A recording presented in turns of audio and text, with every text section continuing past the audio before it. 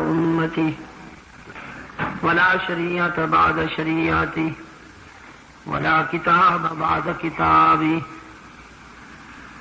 صلى الله تعالى عليه وعلى آله وأصحابه الذين هم خلاصة العرب الأربعاء وخير الخلائق بعد الأنبياء وهم كالنجوم في السماء للاهتداء والاقتداء وهم مفاتيح الرحمة ومصابيح الغرر.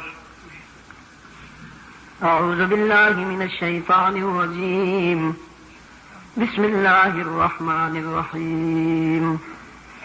وإذ قال ربك للملائكة إني جاعل في الأرض خليفة قالوا أتجعل فيها من يفسد فيها ويسفك الدماء ونحن نسبح بحمدك ونقدس لك قال إني أعلم ما لا تعلمون. وقال الله تعالى في مقام آخر قل يا عبادي الذين أسرفوا على أنفسهم لا تقنطوا من رحمة الله إن الله يغفر الذنوب جميعا إنه هو الغفور الرحيم.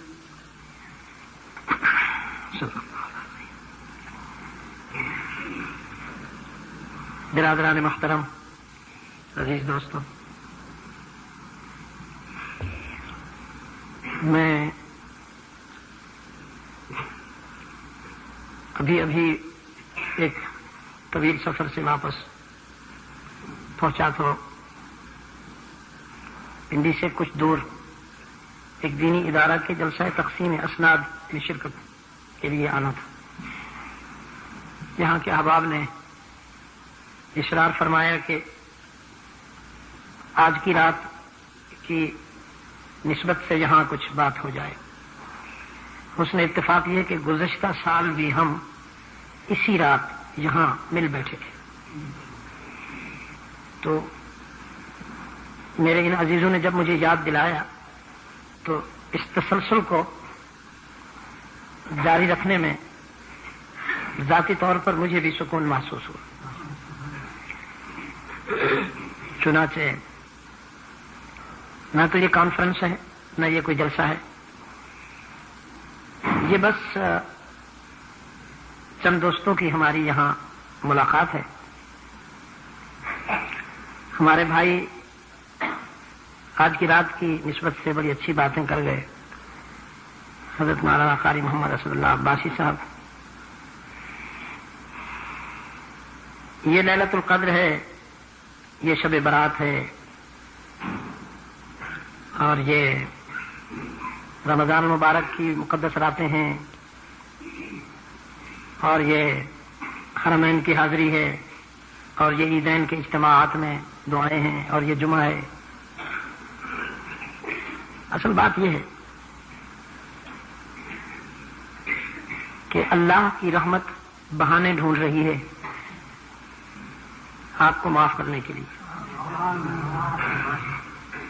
بس کسی کا کوئی عنوان ہو گیا، کسی کا کوئی عنوان ہو گیا. جو اصل بات ہے وہ یہ ہے کہ رب العزت اپنے بندوں پر کرم کرنا چاہتے ہیں.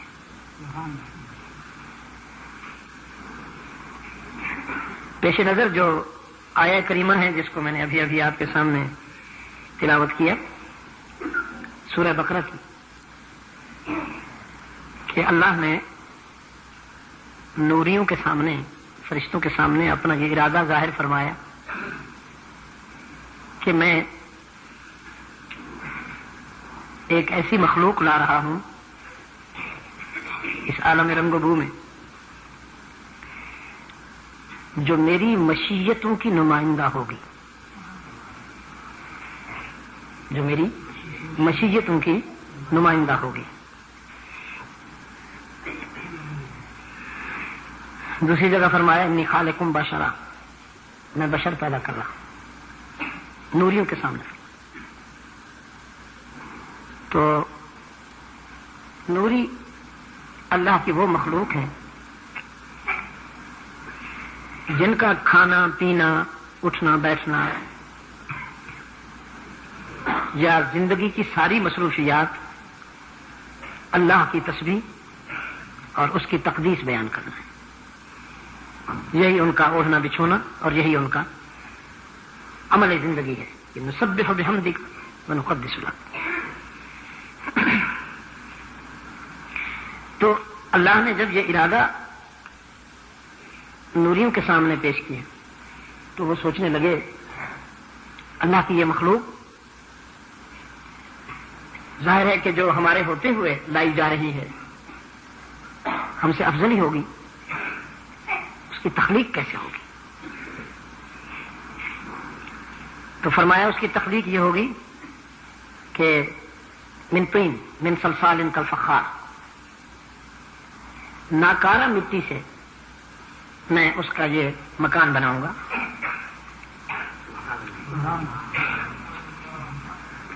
اور اس مکان میں پھر میں اسے مکین کر دوں گا. ثم نفخ فیہ بالروح، پھر وہ چلتا پھرتا دیکھتا بولتا سنتا کھاتا پیتا انسان کہلائے گا. لیکن ایسا کہ زبان اس کی، ذکر میرا، آنکھیں اس کی، بصیرت میری، دماغ اس کا، سوچ میری، دل اس کا، دھڑکنیں میری. میں اس کے ذریعے باتیں کروں گا، اس کے نطق کو میں ذریعہ اظہار بناؤں گا، اور یہ ساری کائنات میں اس کے لیے سجاؤں گا. زمین کو بچھونا بناؤں گا، آسمان کو چھت بناؤں گا، آسمان کی چھت پہ ستاروں کی انجمن سجاؤں گا، روشنی کروں گا.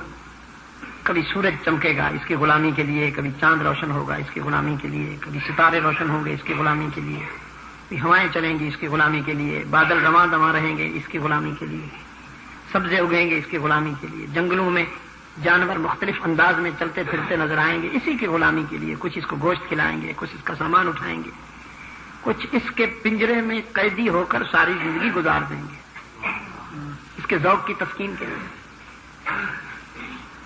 دریا بہاؤں گا، سمندر معجزہ کر دوں گا، آبشاریں ہوں گی، پہاڑ ہوں گے، ندی نالے ہوں گے. یہ سارا کارخانہ حیات اسی کے لیے ہوگا. یہ میرا مہمان ہوگا اور میں اس کا میزبان بنوں گا. تو فرشتوں نے انسان کی فطرت کا جب مطالعہ کیا تو اس کی فطرت میں ان کو وہ نیگیٹو کچھ منفی نقوش نظر آئے. شر، اس سے پہلے تو کبھی انہوں نے شر دیکھا نہ تھا. تو خیر کی مخلوق ہے، خیر ہی جانتے تھے، شر سے کبھی واسطہ نہیں پڑا تھا، مانوس نہ تھے شر سے. شر کس کو کہتے ہیں؟ اب انسان کی فطرت کا جب مطالعہ کیا تو پتہ چلا شر یہ ہوتا ہے. گھبرا گئے. تجعل فیہا من یفسد فیہا ویسفک الدماء، کہ اس فطرت کے آئینے میں انسان کی تو قابیل نظر آتا ہے، قارون نظر آتا ہے، شداد اور فرعون نظر آتے ہیں، چنگیز نظر آتا ہے، ہٹلر نظر آتا ہے. یہ تو قاتل ہیں، یہ تو مفسد ہیں، یہ تو ایسے درندے ہیں کہ کوئی درندہ ان کی درندگی کا مقابلہ نہیں کر سکتا. تو عرض کیا الہ العالمین کیوں بناتا ہے ایسی مخلوق جو فساد مچائے، خون بہائے؟ بڑا حسین جواب دیا مختصر سا، اعلم ما لا تعلمون. یہ راز ہے تم نہیں جانتے، میں جانتا ہوں. یعنی اگر وہ چاہتا تو انسان کو پیدا ہی نہ کرتا، اور اگر پیدا کرتا تو اس میں شر کی صلاحیت ہی نہ رکھتا. اس کی مشیت ہوئی، اس نے چاہا کہ ایک ایسی مخلوق بھی میں بناؤں. میں کہا کرتا ہوں ایک ہے نوکری، ایک ہے دوستی. ایک نوکر ہوتا ہے، ایک دوست ہوتا ہے. نوکر مجبور ہوتا ہے، دوست مجبور نہیں ہوتا. فرشتے مجبور ہیں، علیہا ملائکۃ غلاظ شداد لا یعصون اللہ ما امرہم ویفعلون ما یؤمرون. وہ وہی کچھ کرتے ہیں جو انہیں حکم ملتا ہے، اللہ کے حکم سے سرے منہ انحراف نہیں کر سکتے فرشتے. وَيَفْعَلُونَ مَا يُؤْمَرُونَ لَا يَعْصُونَ اللَّهَ مَا أَمَرَهُم. وہ اللہ کے کسی حکم کی نافرمانی کرنے کی صلاحیت ہی نہیں رکھتے، استعداد ہی نہیں رکھتے. تو وہ ہو گئے مجبور، اللہ کی بندگی پر مجبور، وہ نوکر ہیں. اور انسان کو اللہ نے آزاد کر کے فرمایا لِنَبْلُوَكُمْ أَيُّكُمْ أَحْسَنُ عَمَلًا. فرمایا وہ میرے نوکر ہیں اور یہ میرا دوست ہے. اس کو میں نے مجبور نہیں بنایا، اس کو میں نے آزاد چھوڑ دیا. پھر بتا دیا کہ یہ خیر کا راستہ ہے، یہ خیر کا راستہ ہے اور یہ شر کا راستہ ہے. من شاء فلیؤمن ومن شاء فلیکفر. مجبور نہیں کروں گا تمہیں، لیکن دیکھنا ضرور چاہتا ہوں کہ تم میں سے میرا دوست کون بنتا ہے. فرشتوں میں کوئی بھی آپ کو صفی اللہ نہیں ملے گا. اسرائیل تو ہے. ابھی اس سفر میں مغربی بنگال میں ایک دوست سے ملاقات ہوئی تو ہاتھ ملایا. میں نے پوچھ لیا کیا نام ہے آپ کا؟ تو کہا کہ مجھے جی ڈاکٹر اسرائیل کہتے ہیں. میں نے کہا ڈاکٹر ہونا کیا کم تھا کہ اسرائیل بھی رکھ لیا آپ نے اپنا نام. یہ پہلی مرتبہ سنا کہ کوئی ڈاکٹر بھی ہے اور اسرائیل بھی. تو میکائیل ہے، اسرافیل ہے، جبرائیل علیہ السلام. صفی اللہ نہیں ملے گا آپ کو کوئی فرشتوں میں. خلیل اللہ نہیں ملے گا، ذبیح اللہ نہیں ملے گا فرشتوں میں آپ کو. حبیب اللہ نہیں ملے گا. یہ سارے بنی نوع انسان میں سے ہیں. صفی اللہ ہے، خلیل اللہ ہے، ذبیح اللہ ہے، کلیم اللہ ہے، حبیب اللہ ہے صلی اللہ علیہ وسلم. تو یہ بات تو آپ کی سمجھ میں آ گئی نا کہ فرشتے اللہ کے نوکر ہیں اور انسان اللہ کا دوست ہے. فرمایا لو شاء اللہ لجعل الناس امۃ واحدۃ. اگر اللہ چاہتا تو سارے انسانوں کو متقی بنا دیتا، تقوی شعار بنا دیتا. سب عبادت کرنے والے، ریاضت کرنے والے، سب اللہ کی طرف جھکنے والے، سب خیر کے راستے پہ چلنے والے. لو شاء اللہ لجعل الناس امۃ واحدۃ. اگر اللہ چاہتا تو سب انسانوں کو ایک ہی راستے پہ، خیر کے راستے پہ چلا دیتا. فرمایا نہیں، ہم نے ایسا نہیں کیا. ہم نے چاہا کہ کچھ ایسے بھی ہوں. دیکھو نا جی، گلشن میں سارے پھول تو نہیں ہوتے، کانٹے بھی تو ہوتے ہیں. کانٹے گلشن کا حصہ ہیں. بہر یک گل زحمت صدخار می باید کشید. کہا نا کہ بہر یک گل زحمت صدخار می باید کشید. اور کبھی کبھی تو ایسا ہے کہ خار نہ ہو تو پھول بچ بھی نہیں سکتے. وہ اقبال نے کہا نا کہ تمیز خار و گل سے آشکارا نسیم صبح کی روشن ضمیری. حفاظت پھول کی ممکن نہیں ہے اگر کانٹوں میں ہو خوئے حریری. اگر کانٹے ریشم کے بن جائیں تو پھول کی حفاظت نہیں کر سکتے. تو گلشن میں پھول ہوتے ہیں، کانٹے بھی وہ اسی کا حصہ ہیں. تو حق تعالی نے فرمایا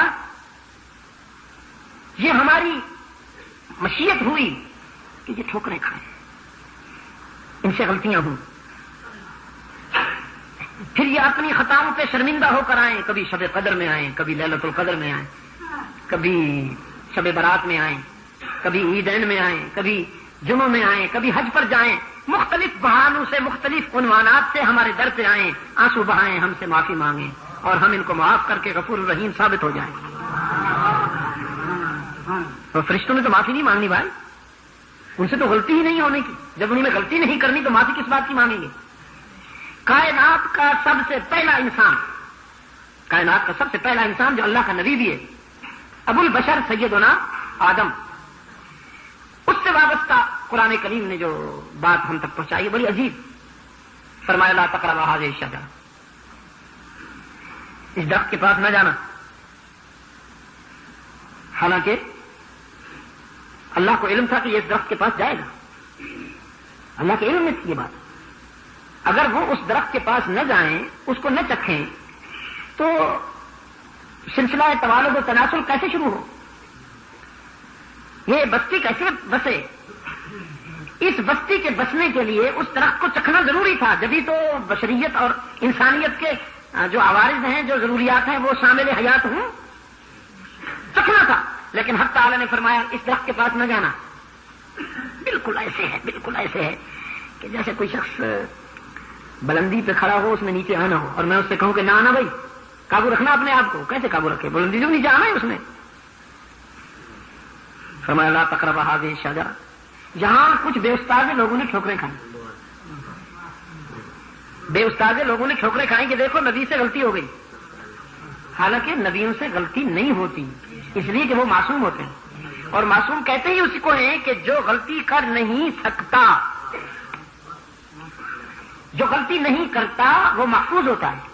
وہ صحابہ کا مقام ہے، صحابہ محفوظ ہیں، اللہ نے ان کی حفاظت فرمائی ہے کہ وہ موقف رسول کے گواہ ہیں، اور کسی بھی مقدمے کے گواہوں کی حیثیت بڑی نازک ہوتی ہے، اگر گواہ غلط ثابت ہو جائیں تو کیس ناکام ہو جائے گا۔ اس لیے حق تعالی نے حلقہ رسالت کے نمائندہ کرداروں کی حفاظت فرمائی کہ ان کا سچا ہونا رسول کا سچا ہونا ہے۔ من احبہم،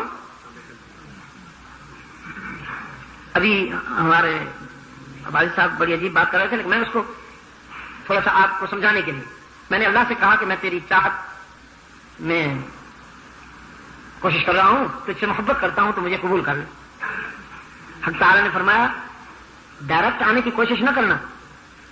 میں نے کہا میں موحد ہوں، تیرے ساتھ کسی کو شریک نہیں مانتا ہوں، تیری توحید کا اقرار کرتا ہوں، اور میں ان سب باتوں کو میں اس وقت تک تسلیم نہیں کروں گا جب تک میرے رسول کی غلامی اختیار نہیں کروں گا۔ ڈائریکٹ نہیں، ان کنتم تحبون اللہ۔ اب یہاں بڑی نازک بات ہے، اگر میں سمجھا سکا تو بڑی خوش قسمتی ہوگی میری۔ محبت کی نسبت ہے اللہ کی طرف، ان کنتم تحبون اللہ، محبت کی نسبت ہے اللہ کی طرف، رسول اللہ کی طرف محبت کی نسبت نہیں ہے، اتباع کی نسبت ہے۔ یعنی اگر کہا نا کسی نے کہ با خدا دیوانہ باشی، با پیغمبر ہوشیار، اللہ کی محبت میں دیوانگی بھی ہو جائے کوئی بات نہیں، لیکن رسول کی محبت میں ہوشیار رہنا۔ اگر یہاں ہوشیار نہ رہو گے تو ٹھوکریں کھا جاؤ گے، کبھی کہو گے وہ بشر نہیں، کبھی کہو گے ہر جگہ موجود ہے، کبھی کہو گے عالم غیب۔ اگر ہوشیار نہیں رہو گے تو توازن برقرار نہیں رکھ سکو گے۔ با خدا دیوانہ باشی، با پیغمبر ہوشیار، یہاں آواز پہ قابو رکھنا۔ میں کہا کرتا ہوں محبت سیکھنی ہے، خیر میں ابھی کہتا ہوں، ابھی تھوڑی دیر مجھے اجازت دیجیے کہ ہم نے حق تعالی سے عرض کیا ہم تیری محبت سے سرشار، تیری چاہت کے شدائی ہمیں اپنا بنا لیں۔ فرمایا میری محبت میں اگر کامیاب ہونا چاہتے ہو تو میرے رسول کی اتباع کا راستہ اختیار کرو۔ ان کنتم تحبون اللہ فاتبعونی، رسول کی غلامی اختیار کر لو، پھر تمہیں مجھے نہیں ڈھونڈنا پڑے گا، میری رحمت خود تمہیں تلاش کر لے گی۔ اس کا نتیجہ کیا بتایا؟ یحببکم اللہ۔ اب تو تم کہتے ہو نا کہ ہم اللہ سے محبت کرنا چاہتے ہیں، جب تم میرے رسول کے غلام بن جاؤ گے تو تم اللہ کے محبوب بن جاؤ گے۔ یحببکم اللہ۔ اب تم میری تلاش میں ہو، اگر تم میرے رسول کے غلام بن گئے تو پھر میری رحمت تمہاری تلاش میں ہوگی۔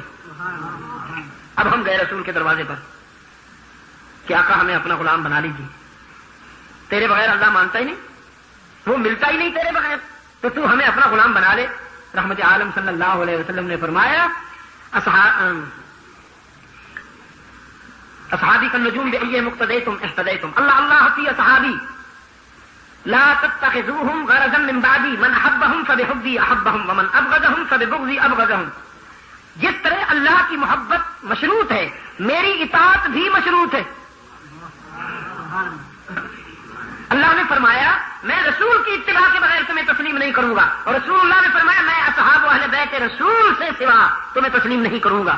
حق تعالی نے فرمایا مجھ تک پہنچنے کے لیے رسول کے در سے ہو کے آؤ، اور رحمت عالم نے فرمایا مجھ تک پہنچنے کے لیے صحابہ اور میری اہل بیت کے در سے ہو کے آؤ۔ صحابہ کے بغیر رسول نہیں ملتا، اور رسول کے بغیر اللہ نہیں ملتا۔ یہ پروسیس ہے، اللہ تک پہنچنے کے یہ مراحل ہیں، اللہ تک پہنچنے کے لیے یہ مراحل۔ تو میں یاد کر رہا تھا کہ حضرت آدم سے فرمایا لا تقربا هذه الشجرة، اس درخت کے پاس نہ جانا، تو چلے گئے، درخت کو چکھ لیا۔ اب کچھ لوگوں نے کہا یہ معصیت ہے، میں نے کہا نہیں، مشیت ہے، معصیت نہیں مشیت ہے۔ یہ اللہ کے پروگرام میں ایسے ہی تھا، بظاہر ایسے لگتا ہے کہ یہ نافرمانی ہو رہی ہے، لیکن یہ نافرمانی نہیں ہو رہی۔ میں اس کی مثال دیا کرتا ہوں کہ ماں اپنے 3-4 مہینے کے بچے کو اگر پنگھوڑے میں لٹا دے اور اس کے ساتھ میز پر جگ گلاس پڑا ہو اور بچہ ہاتھ مارے اور وہ جگ گلاس ٹوٹ جائے تو کوئی بچے کو نہیں پوچھے گا کہ تم نے کیوں توڑا، کیونکہ بچہ ماں کے رحم و کرم پہ ہے۔ ماں سے کہا جائے گا اگر تو یہ برتن بچے کے ساتھ نہ رکھتی تو نہ ٹوٹتے، بچہ ماں کے رحم و کرم پہ ہے، اگر اس کے ہاتھوں سے گلاس جب ٹوٹ جائے گا تو وہ گناہگار نہیں بنتا، پیغمبر اللہ کے رحم و کرم پہ ہے۔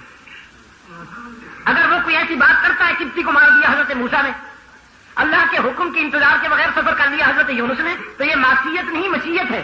بچہ ماں کے رحم و کرم پہ ہے، وہ بھی معصوم ہے، اور پیغمبر معصوم ہے، وہ اللہ کے رحم و کرم پہ ہے۔ وہ جو کچھ کر رہا ہے اپنی طرف سے نہیں کر رہا، اللہ کی مشیت کے مطابق کر رہا ہے، کیونکہ نبی کا نطق بھی آزاد نہیں، وما ينطق عن الهوى، نبی کا تو نطق بھی آزاد نہیں، عمل کیسے آزاد ہوگا؟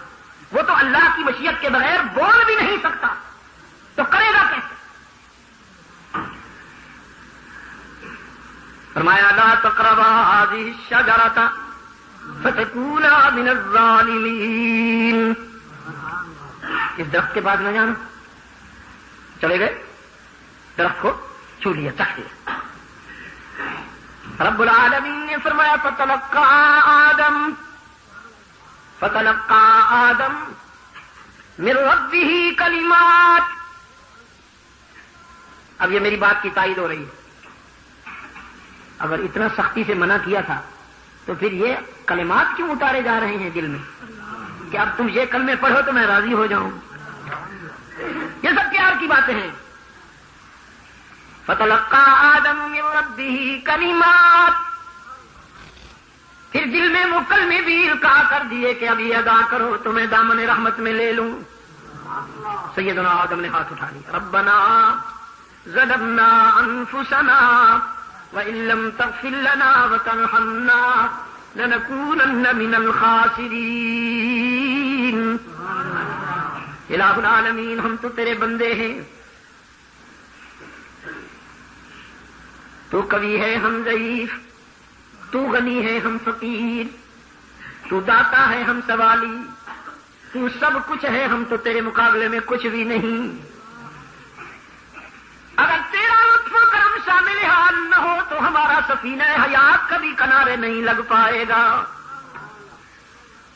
حضرت آدم کی زندگی سے اللہ نے یہ بات ہم تک پہنچائی، تمہاری پہچان ہی یہ ہے کہ غلطی ہوگی، ٹھوکر لگے گی، اور میری شان یہ ہے کہ میں معاف کرتا رہوں گا۔ تم انسان ہو، فرشتے نہیں ہو، کبھی نفس تمہیں دھوکہ نہ دے۔ اتنی نہ بڑھا پاکی دامن کی حکایت، اتنی نہ بڑھا پاکی دامن کی حکایت، دامن کو ذرا دیکھ، ذرا بندے کبا دیکھ، ٹھوکریں تو لگے گی، لیکن جیسے ابھی حضرت قاری صاحب نے بڑی عجیب بات کہی کہ جہنم کو سمندر بھی نہیں بجھا سکتے، لیکن ندامت کا ایک اشک ٹھنڈا کر دیتا ہے۔ بنایا تو ٹھوکریں کھانے والا، بنایا تو صاحب کرنے والا، لیکن افضل بنایا اسے، نوریوں کو مفضول کر دیا، نوری اس کے گھر کے غلام بنا دی۔ کوئی اس کے لیے ہوائیں چلا رہا ہے، کوئی اس کے لیے بادل چلا رہا ہے، کوئی اس کے لیے نامہ اعمال لکھ رہا ہے، روز نامچہ لکھ رہا ہے، اور کوئی اسے قید حیات سے آزادی دلا کے روح پرواز ہو جاتی ہے اور آخرت کی طرف روانہ کر۔ لوگ کہتے ہیں مر گیا، اسلام کہتے ہیں مر نہیں گیا، رخ بدلا۔ جب انسان کی روح نکلتی ہے تو یہ مکان گر جاتا ہے، انسان نہیں، یہ مکان فنا ہو جاتا ہے۔ اس کو آپ جا کے دفن کریں گے تو مٹی کھا جائے گی، اور اگر یہ دریا میں ختم ہوا تو حشرات الماء کھا جائیں گے، آگ میں ختم ہوا تو جل جائے گا۔ انسان نہیں مٹتا، وہ عالم ارواح سے عالم دنیا میں آیا اور عالم دنیا سے عالم برزخ کو روانہ ہوا، جوہر انسان عدم سے آشنا ہوتا نہیں، آنکھ سے اوجھل تو ہوتا ہے، فنا ہوتا نہیں۔ جوہر انسان مکان گر جاتا ہے اور مکین اپنی نیکسٹ ٹارگٹ، اگلی منزل کو روانہ ہو جاتا ہے۔ تو میرے عزیز دوستو، میں یاد کر رہا تھا آپ کی خدمت میں کہ یہ سب جو لیلۃ القدر ہے، شب برات ہے، یہ وہ معاف کرنا چاہتا ہے، کرم کرنا چاہتا ہے۔ اس نے مختلف عنوان دے دیے ہیں۔ رسول اللہ صلی اللہ علیہ وسلم نے فرمایا کہ اللہ کی رحمت آسمان دنیا پہ آ کر دعوت دیتی ہے۔ قرآن نے بھی فرمایا نا، نبئ عبادی انی انا الغفور الرحیم، میرے بندوں کو کہہ دو میرے رسول، اپنے گناہوں کے ہجوم کو دیکھ کر مایوس نہ ہو جایا کرو کہ تمہارے گناہ جتنے بھی بڑھ جائیں میری رحمت سے زیادہ تو نہیں ہو سکتے، تمہارے گناہوں سے میری رحمت کہیں زیادہ۔ میں نے عالمی پلیٹ فارم پر، عالمی فورم میں یہ بات کہہ کر عجیب ریسپانس ملا مجھے، عجیب رزلٹ ملا مجھے کہ دنیا کا کوئی مذہب انسان کو اتنا انکریج نہیں کرتا جتنا اسلام کرتا ہے۔ کوئی مذہب دنیا کا اسلام کو، انسان کو اتنا حوصلہ نہیں دیتا جتنا اسلام دیتا ہے۔ لیکن گروہ کو بھی اللہ کی رحمت سے مایوس نہیں ہونا چاہیے۔ رسول اللہ صلی اللہ علیہ وسلم نے فرمایا، کسی فاسق فاجر کو دیکھ کر جہنمی ہونے کا فتویٰ نہ دے دیا کرو، انجام کا انتظار کرو کہ اس کا انجام کیسے ہوتا ہے۔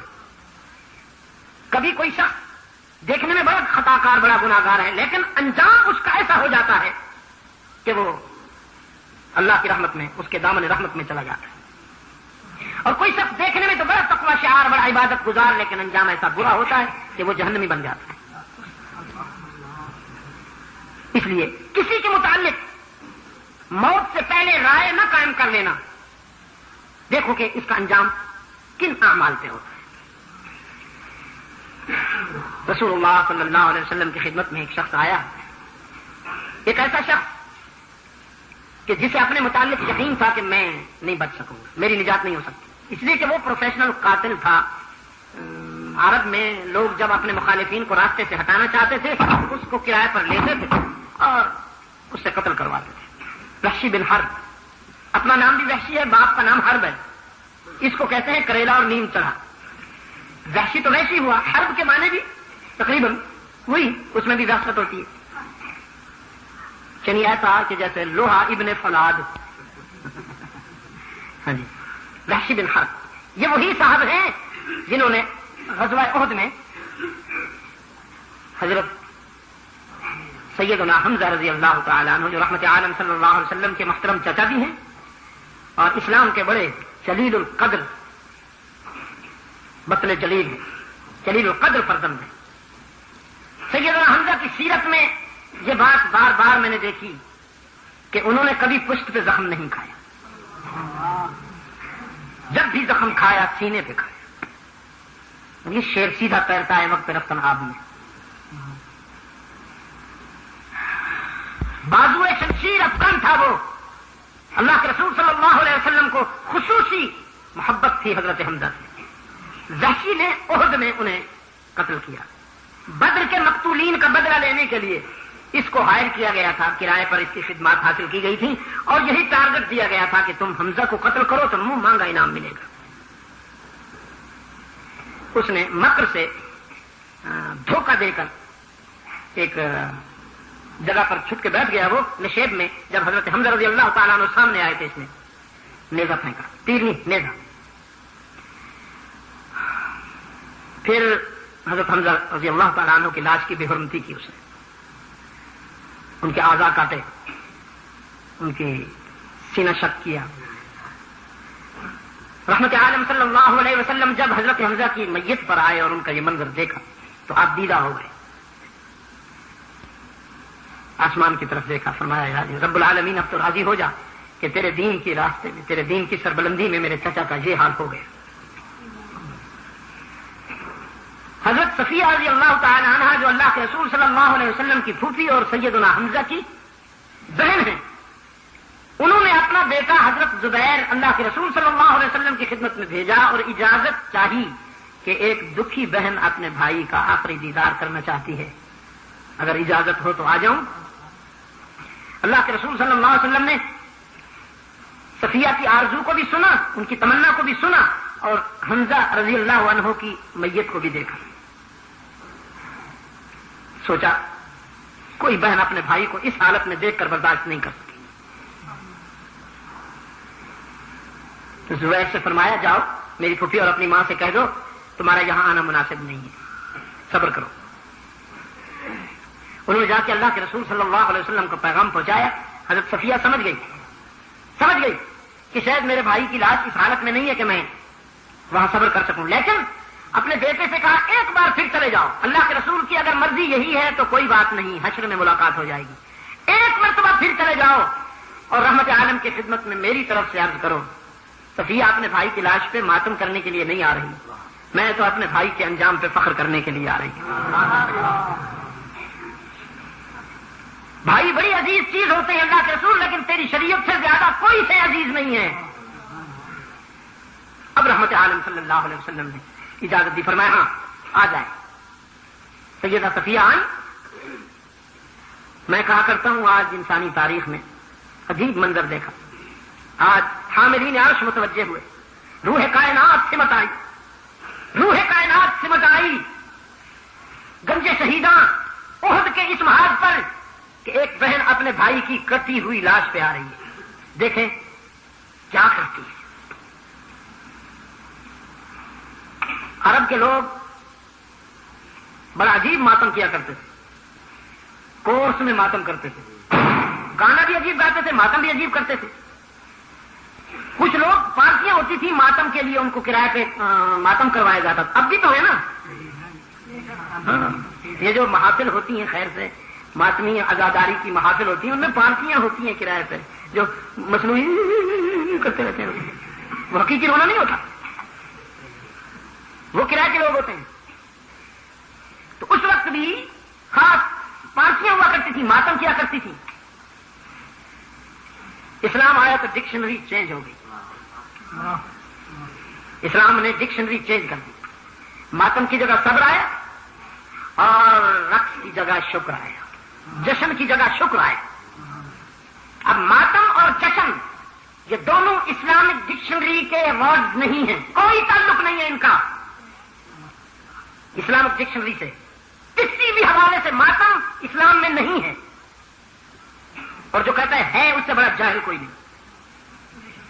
کسی بھی حوالے سے اسلام میں ماتم نہیں اور کسی بھی حوالے سے اسلام میں جشن نہیں ہے۔ آپ حیران ہوں گے، دونوں الفاظ ماتم اور جشن دونوں فارسی ہیں، عربی نہیں ہے۔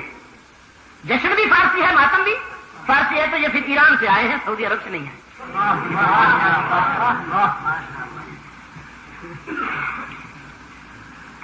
سیدہ صفیہ رضی اللہ عنہا تشریف لائی۔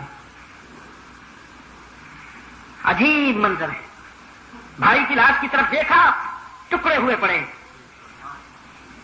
مکان ٹوٹا پڑا ہے، جب باڈی کے ٹکڑے بکھرے پڑے، انا للہ و انا الیہ راجعون کہہ کر بیٹھ گئی اور اعتماد کی نظر سے اللہ کے رسول کی طرف دیکھا، پھر ایک جملہ پر عرض کیا کہ صداقت کی یہ شمع روشن رہے، حمزہ جیسے کئی بھائی بھی کٹ جائیں تو کوئی بات نہیں، یہ شمع سلامت رہے، صداقت کا یہ چراغ جلتا رہے، حمزہ جیسے کئی بھائی بھی کٹ جائیں تو سودا مہنگا نہیں ہے۔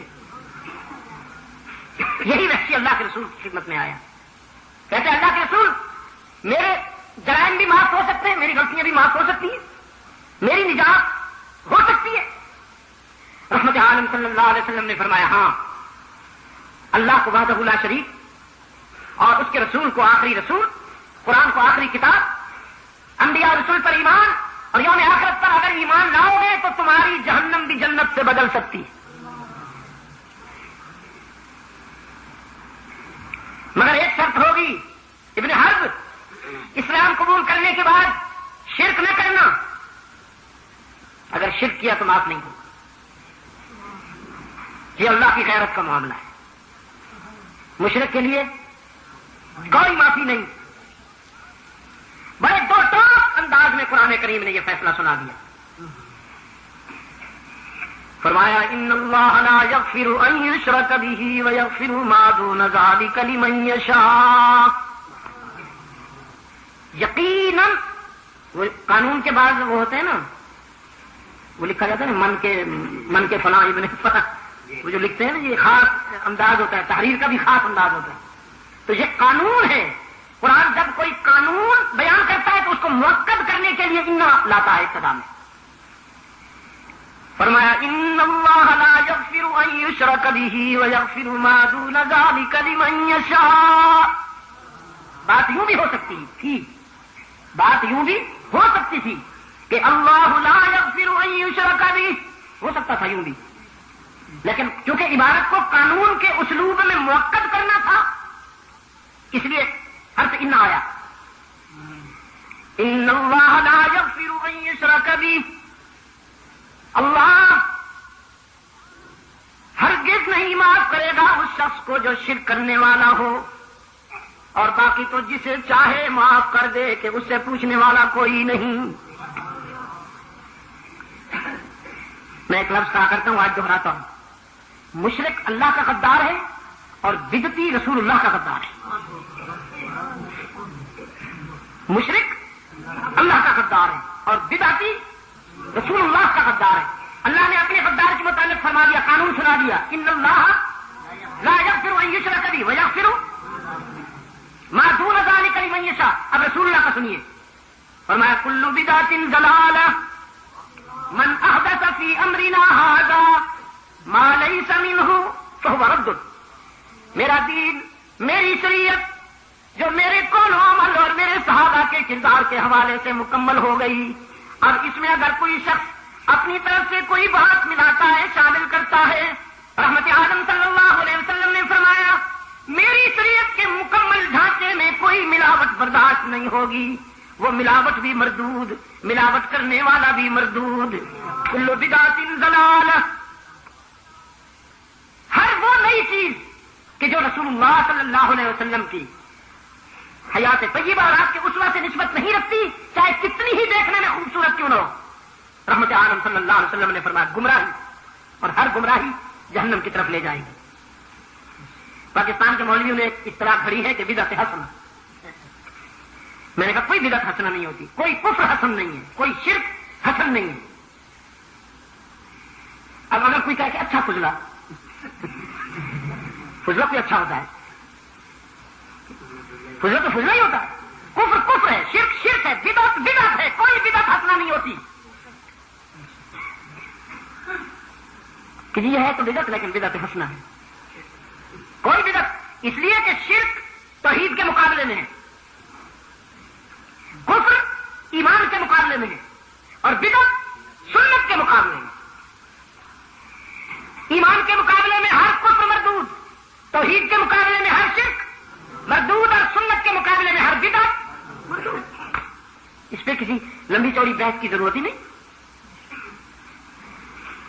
فرمایا وَأَذَانٌ مِّنَ اللَّهِ وَرَسُولِهِ وَأَذَانٌ مِّنَ اللَّهِ وَرَسُولِهِ إِلَى النَّاسِ يَوْمَ الْحَجِّ الْأَكْبَرِ أَنَّ اللَّهَ بَرِيءٌ مِّنَ الْمُشْرِكِينَ. حج اکبر کے موقع پر اللہ اور اس کے رسول کی طرف سے واضح اعلان ہو گیا کہ مشرکین سے اللہ بھی بیزار ہے، اس کا رسول بھی بیزار.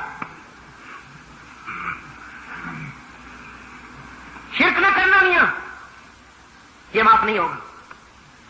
اللہ بڑا رحیم ہے، بڑا کریم ہے، لیکن مشرک کے لیے وہ صرف قہار ہے، جبار ہے اور ذو انتقام ہے. رحیم ہے، کریم ہے خطا کاروں کے لیے، رحیم ہے، کریم ہے گنہگاروں کے لیے. مشرک کے لیے وہ صرف قہار اور جبار، نہیں معاف کرے گا مشرک کو. اچھا مشرک کس کو کہتے ہیں بھائی؟ جو پتھر کے صنم بنائے اور ان کے آگے سجدہ کرے؟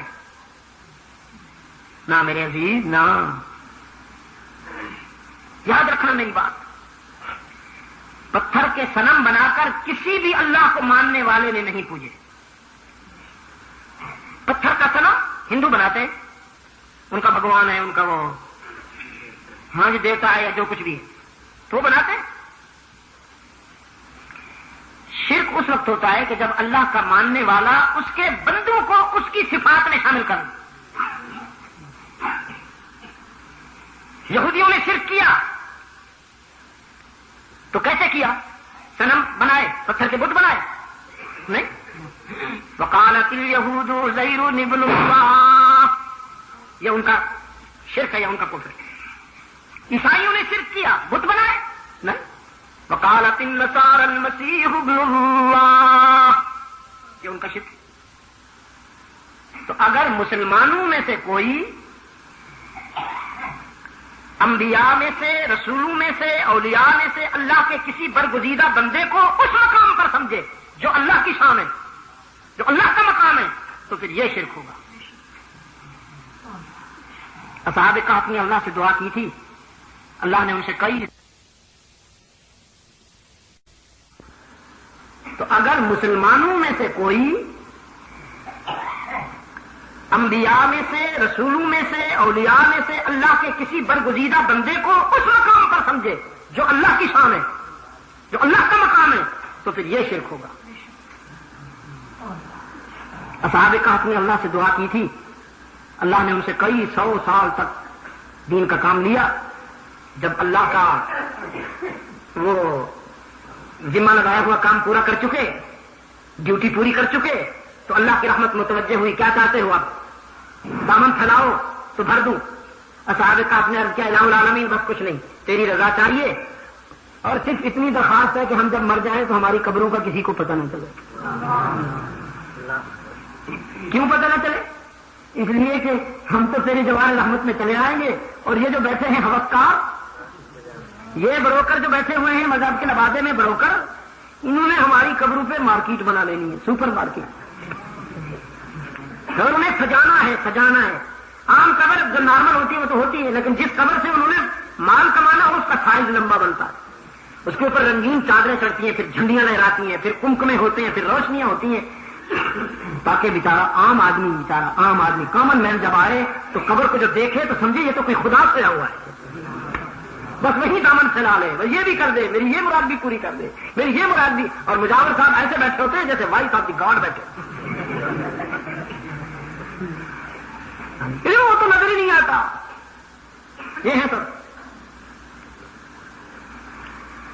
میرے عزیز دوستو، رسول اللہ صلی اللہ علیہ وسلم نے اپنی مبارک زندگی کے آخری لمحات میں اللہ سے ایک دعا مانگی، لا تجعل قبری وثنا یعبد، اللهم لا تجعل قبری وثنا یعبد. وفی روایت لا تجعل قبری عیدا، یا اللہ میری قبر کی حفاظت کرنا،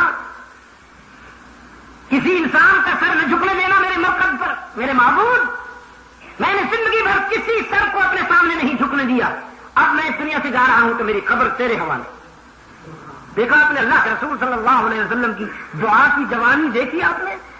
اپنے آقا کے دعا کا شباب دیکھا آپ نے؟ زمانہ رنگ بدلے گا، انقلابات آئیں گے، کیا سے کیا ہو جائے گا، لیکن میرا ایمان ہے انشاءاللہ قیامت تک اللہ اپنے محبوب کی اس دعا کو شرط قبولیت دے چکا ہے. رحمت عالم کی قبر پر انشاءاللہ شرک و بدعت نہیں ہوگا.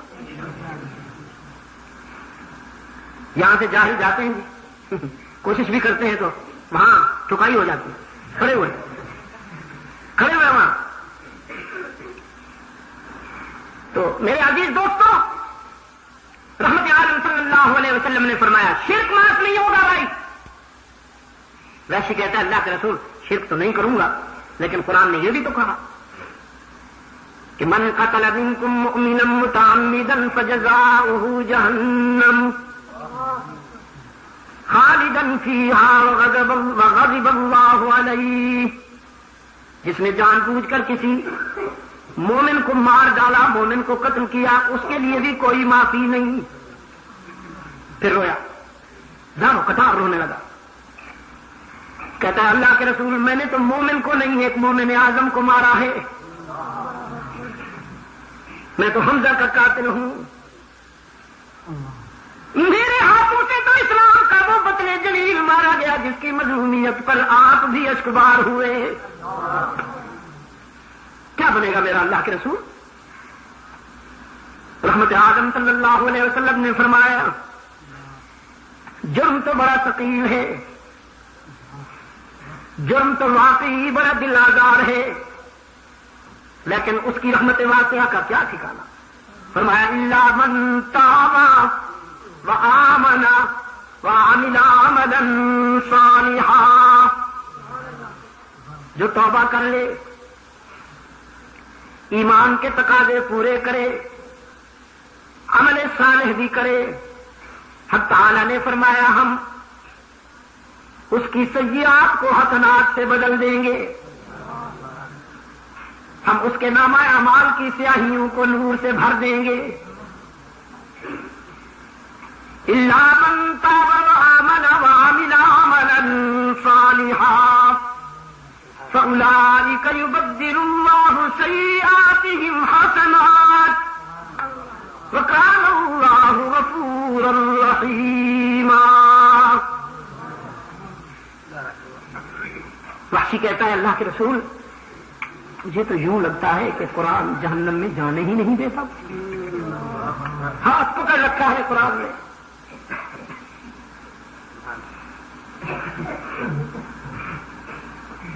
کیا ہے جی کہ وہ بحر ایسیاں سے کبھی ہم نے کنارہ نہ کیا، بحر ایسیاں سے کبھی ہم نے کنارہ نہ کیا، تو نے دل آزردہ ہمارا نہ کیا، ہم نے تو بہت کی جہنم کی تدبیر، تیری رحمت نے میرے مولا یہ گوارا کیا، ہاتھ پکڑ رکھا ہے۔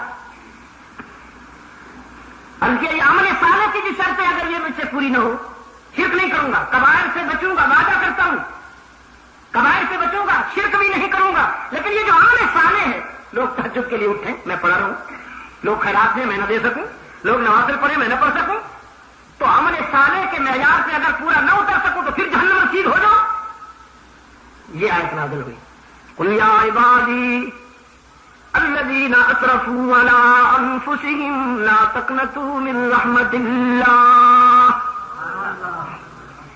قل یا عبادی، میرے پیغمبر میرے ان بندوں سے فرما دیجیے جن سے عملی زندگی میں کوتاہیاں ہوئیں، غلطیاں ہوئیں، ٹھوکریں کھائیں، اپنی خطاؤں اور اپنے گناہوں کے ہجوم کو دیکھ کر مایوس نہ ہوا کرو، میری رحمت تمہارے گناہوں سے کہیں زیادہ ہے، کہیں زیادہ ہے۔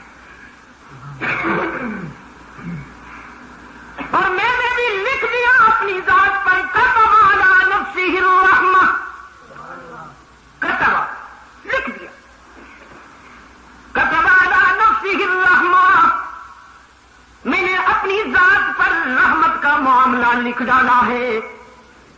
اب تم جتنے گناہ کیے ہوئے ہو مایوس نہ ہونا، لا تقنطوا من رحمت اللہ ان اللہ یغفر الذنوب جميعا من یعمل سوءا او یظلم نفسا من یعمل سوءا او یظلم نفسا ثم یستغفر اللہ یجد اللہ غفورا رحیما۔ جس نے بہت غلطیاں کی ہوں، بہت گناہ کیے ہوں، لیکن جب شرمندہ ہو کر میرے در پہ آئے گا تو مجھے روٹھا ہوا غضبناک نہیں پائے گا، مہربان اور منتظر پائے گا۔ ایک حدیث قدسی ہے، حدیث قدسی کون سی ہوتی ہے؟ اللہ کی بات پیغمبر کی زبان سے جب نکلے، ایک ہے وحی مطلوب، وہ تو قرآن ہوا، اور ایک ہے وحی غیر مطلوب، وہ حدیث قدسی۔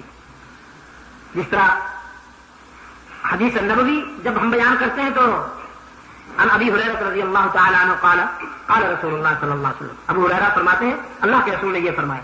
اور یہ جو حدیث قدسی ہے عن النبی صلی اللہ علیہ وسلم قال قال اللہ عز وجل شانہ، تو رحمت عالم صلی اللہ علیہ وسلم نے فرمایا میرا رب کہتا ہے ایک شخص شدید گرمی کے موسم میں سفر کر رہا ہے، زیادہ سفر سامان سفر اونٹ پہ لاد رکھا ہے، اور آپ جانتے ہیں عرب کا جو صحرا ہے اس میں نہ کوئی در و دیوار ہے نہ کوئی درخت ہے، بعض سلسلے تو ایسے آ جاتے ہیں کہ وہاں پہاڑ بھی نہیں ہے، بس اڑتی ہوئی ریت تا حد نظر صحرا۔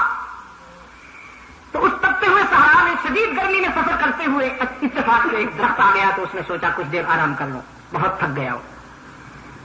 اونٹ کی رسی پاؤں کے نیچے دے کے لیٹ گیا، آنکھ لگ گئی۔ اب جو آنکھ کھلی تو دیکھا اونٹ غائب، پیاس لگی ہوئی ہے، پانی تو اونٹ کے اوپر تھا، وہ مشکیزہ پانی کا بھی غائب، سامان خورد و نوش سمیت اونٹ غائب۔ اب بھاگ کے جائے کہاں؟ نظر جہاں تک جاتی ہے صاف نظر آ رہا ہے، کچھ نہیں ہے، کوئی جانور نظر نہیں آ رہا۔ سوچا مروں گا اور کیا ہوگا، تو مرنے کے لیے یہی مناسب ہے کہ سائے پہ مروں تاکہ میری لاش سڑتی نہ رہے دھوپ پہ۔ موت کے انتظار میں لیٹ گیا۔ ایسی غنودگی میں آنکھیں بند کر کے تھوڑی دیر کے بعد جو آنکھ کھولی تو دیکھا اونٹ خرد و نوش کے سامان سمیت کھڑا ہوا ہے۔ تو خوشی میں ایسا بدحواس ہوا، کہتا ہے واہ واہ، آخر تو میرا بندہ اور میں تیرا رب جو ہوا، کر دی نا مہربانی، تو میرا بندہ اور میں تیرا رب جو ہوا۔ کہنا تو یہ کہتا تھا کہ میں تیرا بندہ اور تو میرا رب جو ہوا، تو مہربانی کر دی نا، لیکن ایسے حواس داغتا ہوئے کہ الٹا کہہ بیٹھا۔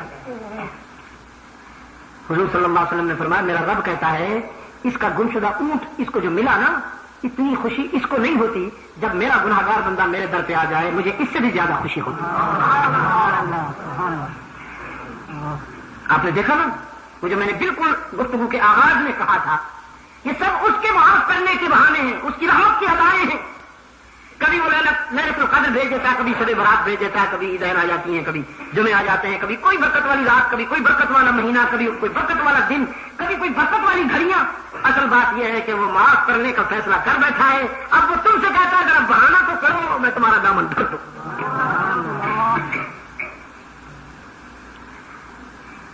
فرمایا قل یا عبادی الذین اسرفوا علی انفسهم لا تقنطوا من رحمت اللہ ان اللہ یغفر الذنوب جميعا انہ هو الغفور الرحیم۔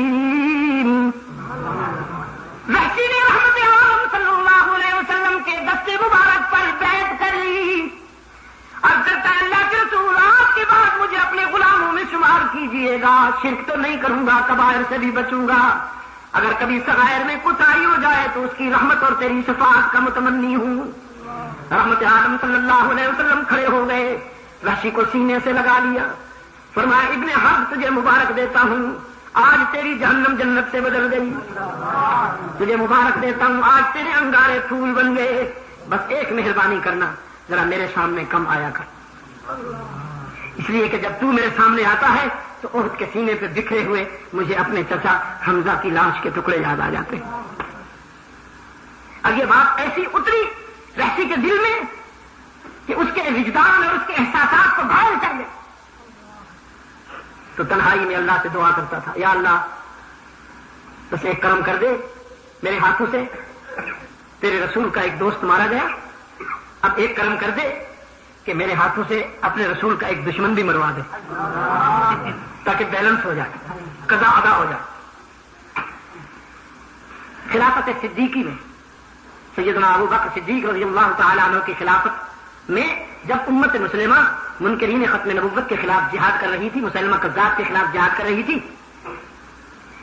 تو میدان میں ادھر سے کذاب کی فوج اور ادھر سے رحمت عالم کے غلام جنگ جاری تھی، تو کچھ دیر کے بعد ایک کونے سے آواز آئی،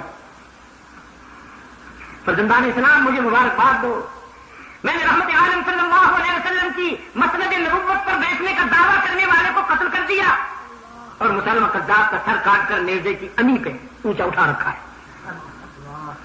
اور فوجی مستی میں رقص کر رہا، کہتا ہے اللہ نے میرا ایمان بھی قبول کر لیا، مجھے اسلام میں بھی قبول فرما لیا، اور میں نے جو دعا مانگی تھی وہ دعا بھی میری قبول کر لی۔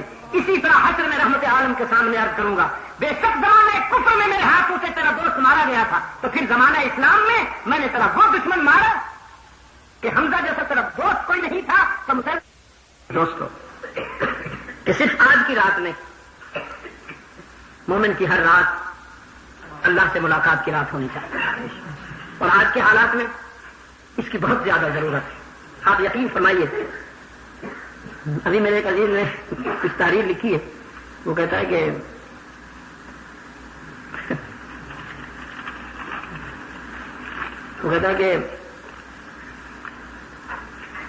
سیاست کا اتنا بڑا گٹر کھلا پڑا ہے، کوئی بھی اس میں گرنے سے نہیں بچا، آپ کیسے بچے ہوئے؟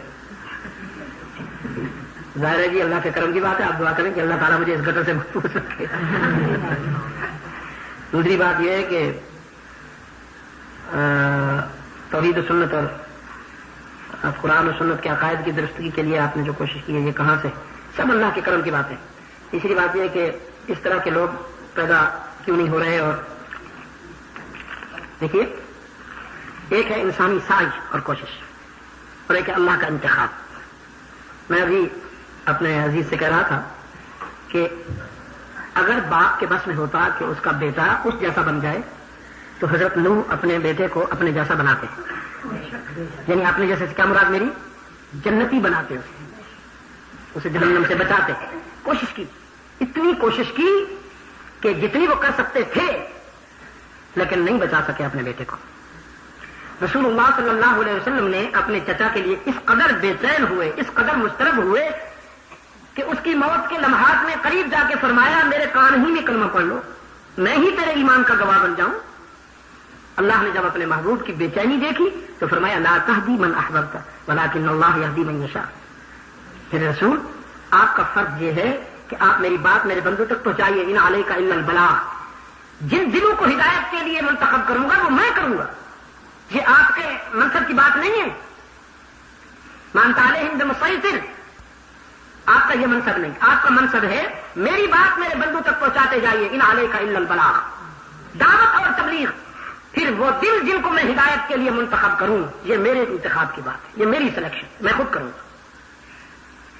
موجودہ حالات میں مجھے تو صرف ایک راستہ باقی نظر آتا ہے، جس صورتحال میں ہم اس وقت گرے ہوئے ہیں کراچی سے پشاور تک، اور وہ راستہ صرف اللہ کے حضور قومی سطح پر توبہ کرنے کا راستہ ہے۔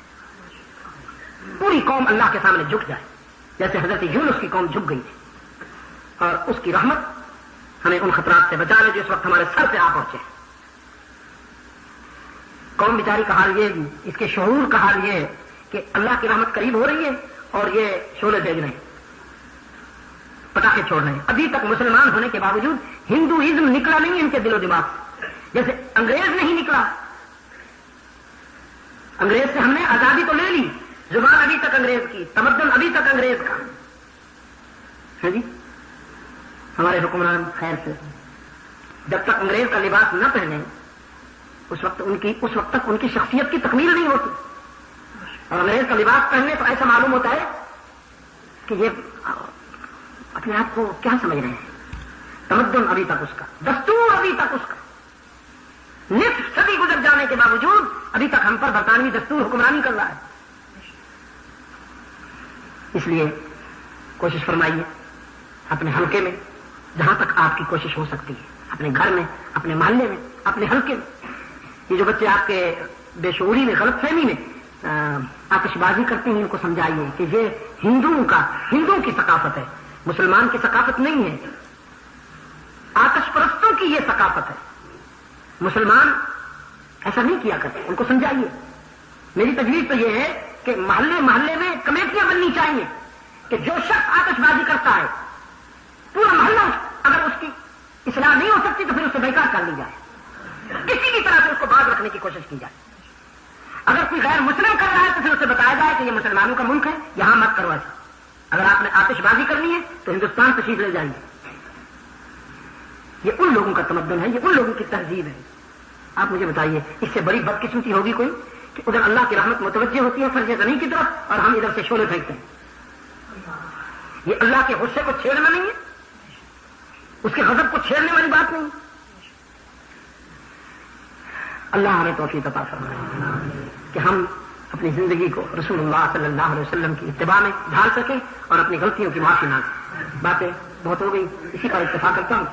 تبلیغ نمبر ہم نے شائع کیا تھا، اس کے کچھ رسالے باقی ہیں، اس کا ضرور مطالعہ فرمائیے۔ میں نے اس میں ایک مضمون دیا ہے کہ پوری دنیا میں اس وقت دعوت و تبلیغ کے اثرات اور ثمرات کیا ہیں، اور بھی آپ کو بہت سی باتیں اس میں حضرت مدنی رحمۃ اللہ علیہ کی بات بھی ملے گی۔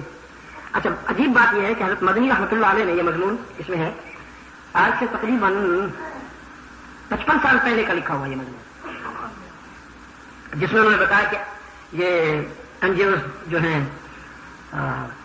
مشنریز وہ کس طرح مسلمانوں کو عیسائی بنا رہے ہیں۔ آج صورتحال یہ ہے کہ بنگلہ دیش اور پاکستان میں جنوبی ایشیا میں سب سے زیادہ مشینریز کو کامیابی حاصل ہوئی اور لاکھوں کی تعداد میں لوگوں کو انہوں نے عیسائی بنا دیا. نہ کوئی جلسہ، نہ کوئی کانفرنس، نہ کوئی نعرہ بازی، نہ کوئی قرارداد، نہ کوئی دھواں دھار تقریریں، کچھ بھی نہیں. چپکے سے خاموشی کے ساتھ سلو اینڈ سویٹ پوائزن لاکھوں لوگوں کو انہوں نے عیسائیت کے کار مذلت میں پھینک دیا. کیسے پھینکا؟ اگر کسی کو بھوکا دیکھا تو کھانا کھلایا، کسی کو پریشان حال پایا تو اس کی پریشانی دور کر دی، کوئی بیمار ملا تو اس کا علاج کر دیا، کوئی مقدمے میں پھنسا ہوا ملا تو اس کے مقدمے میں پیروی کر ڈالی. پہلے ممنون کر دیا اور ممنونیت کے راستے سے پھر ان کا ایمان لوٹ لیا. تعداد بتاؤں تو بہت پریشان ہو جائیں گے آپ کہ پاکستان میں کتنے لوگ اور بنگلہ دیش میں کتنے لوگ ہوتے. ایک ذمہ دار دوست مجھ سے ابھی اسی سفر کے دوران بڑے دکھ کے ساتھ بتا رہے تھے، تو میں نے کہا آپ روکتے کیوں نہیں ان کو؟ انہوں نے کہا ہم نے صرف اتنا کہا تھا کہ اگر کسی نے مذہب تبدیل کرنا ہو تو پہلے وہ ہوم آفس سے رابطہ قائم کرے، پھر مذہب تبدیل ہوگا. ہوم آفس سے رابطہ قائم کیے بغیر کسی کے مذہب کی تبدیلی کو ہم تسلیم نہیں کریں گے. تو ورلڈ بینک کی طرف سے اور امریکہ بہادر کی طرف سے ہمیں دھمکیاں آئیں کہ اگر تم نے ایسا کیا تو ہم کوئی امداد نہیں کریں گے تمہاری. اور ورلڈ بینک نے کہا کوئی قرضہ نہیں ملے گا تمہیں. جس سے آپ نے اندازہ فرما لیا ہوگا کہ یہ جو ہمارے اوپر مہربانیاں کرتے ہیں، یہ جو ہمارے اوپر قرضے یا یہ استعمال شدہ کپڑے بھیجتے ہیں جو یہاں لنڈا بازار میں بکتے ہیں، یہ ایسے مفت میں نہیں بھیجتے. اندر سے یہ کام ہو رہا ہے کہ چپکے سے ہماری جو مشینریز ہیں ان کو کام کرنے دو. پہلے وہ بھوکا مارتے ہیں جانور کو، پھر لقمہ دکھا کر شکار کر لیتے. اس طرف خاص توجہ فرمائیے. میں آپ سے درخواست کرتا ہوں کہ اپنے محلے میں، اپنے پڑوس میں، اپنے دائیں بائیں دیکھیے کہ کوئی انسان دکھی تو نہیں. اگر کوئی دکھی ہے تو اپنی خوشیاں بانٹ لیجیے. یاد رکھیے اللہ کو ہمارے سجدوں کا احتیاج نہیں ہے، وہ ہمارے ذکر و فکر اور ہماری عبادت کا محتاج نہیں ہے. یہ حدیث کبھی مت بھولیے گا. اس عابد کی عبادت منہ پہ مار دی جاتی ہے جس نے پیٹ بھر کر ساری رات عبادت تو کی لیکن اپنے پڑوس میں اس بھوکے کی طرف توجہ نہ دی جو رات بھر بھوک کی وجہ سے تڑپتا رہا.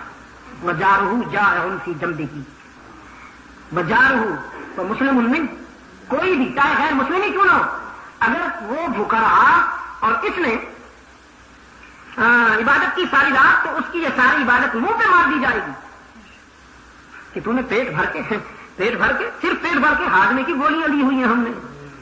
ہاں یہ فلاں گولیاں ضرور رکھی اپنے گھر میں، اس لیے کہ جب آپ بھر لیتے ہیں نا اپنا وہ میدا تو اب اس کو متوازن کرنے کے لیے گولیاں ہی کھانی پڑیں گی. لا الہ الا اللہ محمد رسول اللہ، لا الہ الا اللہ محمد رسول اللہ. فرمایا کہ اگر یہ کھانا تو تقسیم کر کے آدھا اس کو اور آدھا خود کھا لیتا پھر سو جاتا تو تیرا یہ سونا اللہ کے ہاں عبادت لکھا جاتا. اس طرف خاص توجہ دیجیے.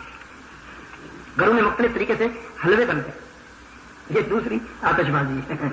وہ آتش بازی تھی، یہ حلوہ بازی، یعنی جلوے کی رات کو حلوے کی رات بنا دیا. لا الہ الا اللہ. کیا اس طرف خاص توجہ دیجیے. گھروں میں مختلف طریقے سے حلوے بنتے، یہ دوسری آتش بازی ہے. وہ آتش بازی تھی، یہ حلوہ بازی، یعنی جلوے کی رات کو حلوے کی رات بنا دیا. لا الہ الا اللہ. کیا کروں میں اس قوم کا؟ آپ مجھے بتائیں نا. کوئی ایک زخم ہے کہ میں وہاں مرہم رکھتا پھروں؟ وہ آتش بازی سے باز نہیں آتے اور ہمارے مولوی صاحبان حلوہ کھانے سے باز نہیں آتے. میں کہاں جاؤں؟ آپ مجھے بتائیے. اور ایک مولانا کی تو مجھے لوگوں نے بتایا کہ وہ خاص قسم کی اس رات تقریر کرتے ہیں، قسم کے حلوے بنایا کرو، قسم کے حلوے بنایا اور ہمیں کھلایا کرو. کوئی اس کا ان حلووں کا کوئی تعلق نہیں ہے دین سے. سب ڈھکوسلے، سب شکم پروری ہے. اگر اللہ نے آپ کو توفیق دی ہے تو میں نے آپ کو راستہ بتا دیا. اگر آسودہ حال ہے، اللہ نے آپ کے قابل بنایا ہے تو پھر آپ اللہ کے عطا کردہ اس رزق کو اللہ کے اس بندوں تک پہنچائیے کہ جن کو یہ میسر نہیں ہے. آپ یقین فرمائیے، قاری صاحب اس دن ہم جا رہے تھے بائی روڈ، ڈھاکہ سے باہر بہت بڑا ڈپو ہے جہاں وہ کوڑا کے پھینکتے ہیں، بہت دور تک پھیلا ہوا ہے. اس پہ ڈیڈ باڈی، مردہ جانوروں کی لاش. کار میں بیٹھے ہوئے شیشہ بند کرنے کے باوجود میں نے رومال رکھا ہوا تھا. ایک ٹرک آیا کوڑا لے کر شہر سے. جو ہی اس نے کوڑا پھینکا تو ہڈیوں کے ڈھانچوں کی طرح عورتیں، مرد، بچے، بچیاں، ڈھانچے بالکل ایسے وہ لپ کے اس کوڑے کی طرف اور تلاش کر رہے ہیں کہ اس سے کچھ کھانے پینے کی چیزیں. آپ مجھے بتائیے اس کوڑے میں سے کیا ملتا ہے؟ کوڑا جو ہوتا ہے وہ کیا ہوتا ہے؟ آپ یقین کیجئے کہ مجھ سے یہ منظر دیکھا تھا, بے ساختہ مجھ سے رکت پاری ہوئی, میں روتا رہا. میں نے کہا اللہ کے ہاں جب سوال ہوا تو کیا جواب ہوگا ہمارے پاس؟ کئی دن تک آپ یقین فرمائیے کہ میں بے چین رہا, راتوں کو اٹھ بیٹھتا. وہ یاد آتا ہے مجھے بالکل ڈھانچے ایک چھوٹی سی لنگوٹی پہنی ہوئی. بس خدا را اس طرف توجہ دیجیے, خدا را اس طرف توجہ دیجیے. قبروں پر چادریں ڈالنے کے بجائے بیواؤں, یتیموں اور مسکینوں کے سر پہ ڈالیے. یہ حلوے مالے مولوی کو کھلانے کے بجائے پہلے ہی اس کا سائز کیا کم ہے, کم بات کا. کسی مولوی صاحب کی جب تک پاؤں نہ نکلی ہوئی ہو اس وقت تک وہ محترم نظر نہیں آتا. یہ اللہ نے اگر آپ کو توفیق دی ہے تو اللہ کے ان بندوں تک پہنچائیے کہ جو پریشان ہیں, جن کو پریشانی ہے, جن کے پاس یہ آسودگی نہیں ہے جو اللہ نے آپ کو عطا فرمائی. صحت مند سے بیمار کے متعلق پوچھا جائے گا, عالم سے ان پڑھ سے متعلق پوچھا جائے گا, دانا سے جی ہاں جزاکم اللہ, اللہ آپ کو سلامت رکھے, اچھا لفظ دے دیا آپ نے. دانا سے نادانوں کے متعلق پوچھا جائے گا. آپ سمجھے, آپ کو اللہ نے صحت دی ہے, بیماروں کو نہ بھولیے. اللہ نے آپ کو علم دیا ہے, ان پڑھوں سے رابطہ رکھیے. اللہ نے آپ کو دانائی اور شعور دیا ہے, نادانوں کو نہ بھولیے. اللہ نے آپ کو جوانی دی ہے, ضعیفوں کو نہ بھولیے. اس طرح زندگی گزاریے. اگر آپ نے پوری زندگی ایک مرتبہ بھی حلوہ نہ کھایا تو انشاءاللہ کوئی فرق نہیں پڑے گا. صدیق اکبر رضی اللہ تعالیٰ عنہ کی اہلیہ محترمہ نے عرض کیا, خلیفۃ المسلمین بچے اصرار کر رہے ہیں, ادھر میٹھا بنتا ہے ادھر بنتا ہے, بچے جو ہوئے تو صدیق اکبر رضی اللہ تعالیٰ نے فرمایا محمد عربی کی امت کے بیت المال سے جو کچھ تمہیں ملتا ہے نا اسی کا گزارا کرو اور کچھ نہیں ملے گا. تو ماں ہونے کے ناطے سے ابو بکر صدیق رضی اللہ تعالیٰ عنہ کی گھر والی نے ہر روز اتنا آٹا بچانا شروع کر دیا. تو کچھ دنوں کے بعد آٹا کچھ جمع ہو گیا, اس میں سے بیچ کر کچھ کی شکل لی, کچھ کا گھی لیا اور کچھ کا وہ بنایا بھون بھان کے سویٹ ڈش بنا لی. سیدنا ابو بکر صدیق رضی اللہ تعالیٰ عنہ کے دسترخوان پہ جب سامنے رکھا تو کھانے سے پہلے فرمایا کہاں سے یہ آیا, کہاں سے؟ انہوں نے عرض کیا امیر المومنین خلیفۃ المسلمین میں نے خود بنایا. تو میں تم نے کیسے بنایا؟ کر لے تو اس کی جو کچھ ہمیں ملتا ہے اس سے تو گنجائش نہیں ہے. پر میں رمضان نے اتنا آٹا بچایا تھا نا, اور روز اتنا آٹا بچاتی رہی ہوں, تو پھر اس کو میں نے کچھ کو بیچا, شکل لی, کچھ کا گھی لیا اور بنا لی. کھانا کھانے سے پہلے بیت المال کے انچارج کے پاس چلے گئے, فرمایا آج سے اتنا آٹا کم, تاکہ پھر کبھی ابو بکر کے گھر میں سویٹ ڈش بننے کی نوبت نہ آئے. ہمارے مولانا صاحب فرماتے ہیں حضور کو حلوہ بڑا پسند تھا. مولانا آپ کو پسند ہے, حضور کو تو جو کی روٹی بڑی پسند تھی. آپ سمجھے, ام المومنین سیدہ عائشہ صدیقہ رضی اللہ تعالی عنہا کی روایت ہے, فرماتی ہیں کبھی زندگی میں چھنا ہوا آٹا نہیں پکا اللہ کے رسول کے ہاں, سمجھے, اور آٹا بھی جو کا. اب آج کا مستشرق کہتا ہے, جدید طب کہتی ہے کہ اگر رسول کے دسترخوان کو اپنا لیا جائے موت تو وقت میں آئے گی لیکن بیمار نہیں ہوگا کوئی شخص, نہ شوگر ہوگا نہ اس کو بی پی, کیونکہ بی پی کچھ اپ سیٹ ہو گیا ہے. حضرت کبھی آپ نے اپنا دسترخوان مرادہ فرمایا ہے, جو کچھ آپ تناول فرماتے ہیں اس کے بعد یہی نہ ہو تو کیا ہو, بی پی اپ سیٹ نہ ہو تو کیا ہو. ناممکن ہے جو کی روٹی اگر آپ استعمال فرمائیں بی پی کبھی اب سیٹ نہیں ہو سکتا آپ کا, متوازن کرے گا. وہ ٹھنڈا ہے نا جی, جو کا آٹا جو ہے وہ ٹھنڈا ہوتا ہے, حرارت کو متوازن رکھتا ہے. پھر انچنا ہے تو شوگر نہیں ہو سکتی. یہ میدا جو ہے میدے کے لیے تباہ کن ہے. میدا ہم جو آج کل آٹا استعمال کر رہے ہیں تو پلاسٹک پسا ہوا ہے, کمبا ربڑ کو پیس دیا انہوں نے, گندم ہے اور وہ بھی ربڑ کی بہن, جو انچنا موٹا. وہاں میں دیکھتا ہوں امریکہ میں جب جاتا ہوں, انگلینڈ میں, کہ میدے والی ڈبل روٹی 15 روپے کی ملے گی, پاکستانی اس میں روپوں میں بات کر رہا ہوں, وہ 15 روپے کی ملے گی. اور وہ جو ریڈ فلاور ہے ان کا بغیر چھنا موٹا آٹا, اس کی ڈبل روٹی آپ کو 30 یا 32 روپے کی ملے گی, 2 گنے سے بھی زیادہ اس کی قیمت ہے. حضور صلی اللہ علیہ وسلم نے فرمایا بھوک کے وقت کھانا کھاؤ, جب بھوک لگی ہوئی ہو خوب. یہ نہیں کہ لنچ ٹائم ہو گیا ہے تو آپ پڑھنا ہے, بس چھوڑنا نہیں. میں کہا کرتا ہوں اللہ کے وہ بندے قبرستان چلے گئے جو زندگی نماز, ہر نماز کو زندگی کی آخری نماز سمجھ کے پڑھتے تھے. پتہ کبھی پھر موقع ملے گا کہ نہیں. عاجزی کے ساتھ، تواضع کے ساتھ، حضور قلب و نظر کے ساتھ، خشوع کے ساتھ وہ ہر نماز کو زندگی کی آخری نماز سمجھ کے پڑھتے، اور ہاں ہر کھانا زندگی کا آخری کھانا سمجھ کے. تو پھر شوگر بھی ہوتی ہے، بی پی بھی اکثر ہوتا ہے، ہارٹ پرابلم بھی ہوتا ہے، اور معلوم کیا کیا مصیبتیں ہوتی ہیں. فرمایا سب بھوک کے وقت کھاؤ، اور ابھی کچھ بھوک باقی ہو کے ہاتھ اٹھا لو. یہ ہے اللہ کے رسول صلی اللہ علیہ وسلم کے دسترخوان کے آداب، پروٹوکول. بھوک کے وقت کھاؤ، ابھی کچھ بھوک باقی ہو کے ہاتھ اٹھا لو. آٹا انچھنا استعمال کرو، جو کا استعمال کرو تو بہت ہی اچھی بات ہوگی. مدینہ طیبہ کا ایک دوست ہے میرا، اللہ اس کو سلامت رکھے. میں جب جاتا ہوں تو اللہ سے دعا کرتا ہوں کہ وہ مجھے ضرور مل جائے. پھر وہ مجھے ایک دعوت ضرور دیتے ہیں. بکری کا دودھ ہوتا ہے، جو کی روٹی ہوتی ہے آٹے کی، ابلا ہوا گوشت ہوگا یا سبزی ہوگی ابلی ہوئی بوائل یا بھونا ہوا ہوگا. اس کا گھر باہر سے تو محل لگتا ہے لیکن اندر میں اس کے کچی دیواریں ہیں. بیٹھنے کے لیے اس نے وہ ریس کے اوپر چٹائی بچھا رکھی. یعنی تقریر تو نہیں ہے لیکن سیرت پہ عجیب تصویر ہے. اب وہ سیرت بیان کر دیتا ہے. جو اس کے گھر میں قدم رکھتے ہیں ہر بات سے رسول اللہ صلی اللہ علیہ وسلم کی سنت چلتی ہے، جھلکتی ہے. اگر ہم ایسا کر رہے ہیں تو ہماری مشکلات بہت کم ہو جائیں گی، تکلفات سے نجات مل جائے گی، اور ہم بہت اپنے آپ کو ایزی فیل کریں گے، بڑا ہلکا پھلکا محسوس کریں گے.